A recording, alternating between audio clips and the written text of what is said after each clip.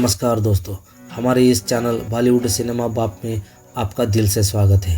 आज हम बात करेंगे सेक्सी सन्यासी के नाम से मशहूर अभिनेता विनोद खन्ना की। विनोद खन्ना का जन्म 6 अक्टूबर 1946 में ब्रिटिश भारत के पेशावर में हुआ था, जो कि अब पाकिस्तान में है। इनके पिता का नाम किशन चंद खन्ना और माता का नाम कमल खन्ना था। इनके पिता एक बहुत बड़े व्यापारी थे, जिनका व्यापार टेक्सटाइल, ढाई और रसायन बाजार में फैला हुआ था।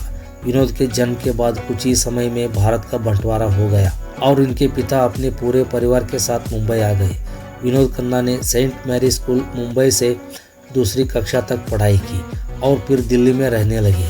1957 में उनका परिवार दिल्ली चला गया, जहां उन्होंने Delhi public school Mathura road में पढ़ाई की।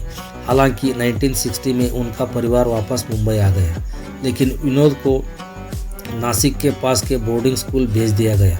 बोर्डिंग स्कूल में उन्होंने महाकाव्य 16 साल और मुगले आजम फिल्म देखी और उनको मोशन पिक्चर्स के साथ लगाव हो गया। बता दें कि विनोद ने सिडनेसहैम कॉलेज मुंबई से वाणिज्य की उपाधि प्राप्त की। साल 1971 में विनोद खन्ना का विवाह गीतांजलि से हुआ। गीतांजलि से इन्हें 2 बच्चे हुए, जिनका नाम अक्षय खन्ना और राहुल खन्ना था।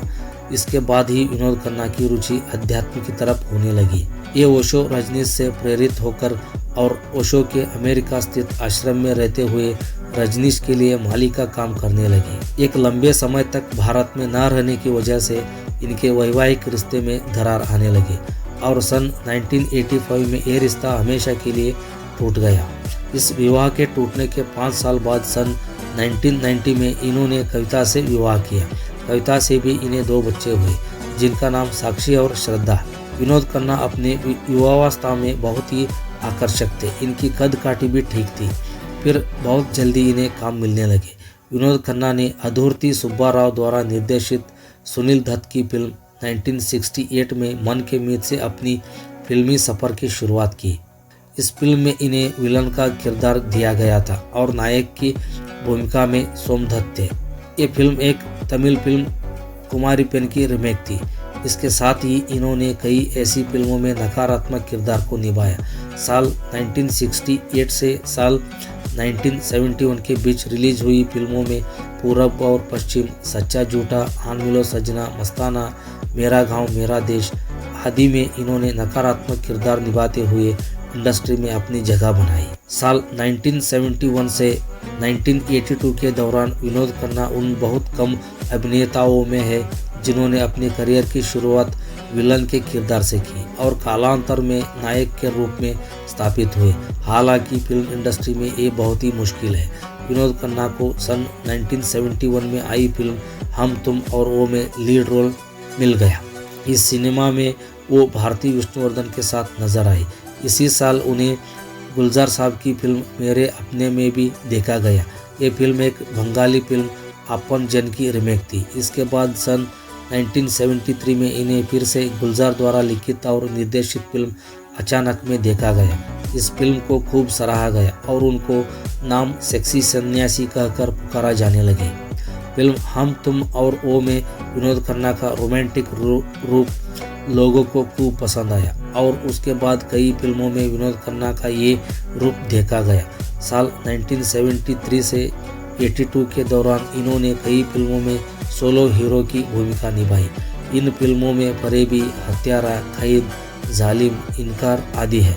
इन फिल्मों ने लोगों के बीच इनकी अलग पहचान कायम कर दी।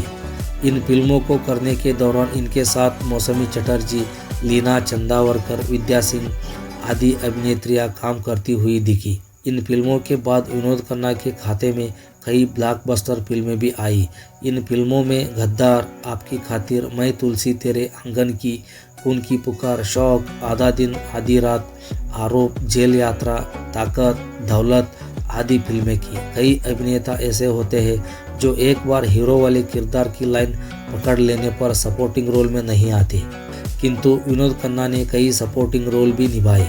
इस सपोर्टिंग रोल से इनके स्टारडम में 4 चांद लग गए। सपोर्टिंग रोल करने के दौरान इन्होंने आन मिलो सजना, सच्चा झूठा, कुदरत, राजपूत, प्रेम कहानी आदि फिल्मों में राजेश खन्ना के लिए सपोर्टिंग रोल में नजर आए। विनोद खन्ना ने कई मल्टी हीरो फिल्में भी की। मल्टी हीरो यानी एक साथ एक से अधिक सुपरस्टार का होना। इन फिल्मों में भी विनोद ने अपने अभिनय की गहरी छाप छोड़ी।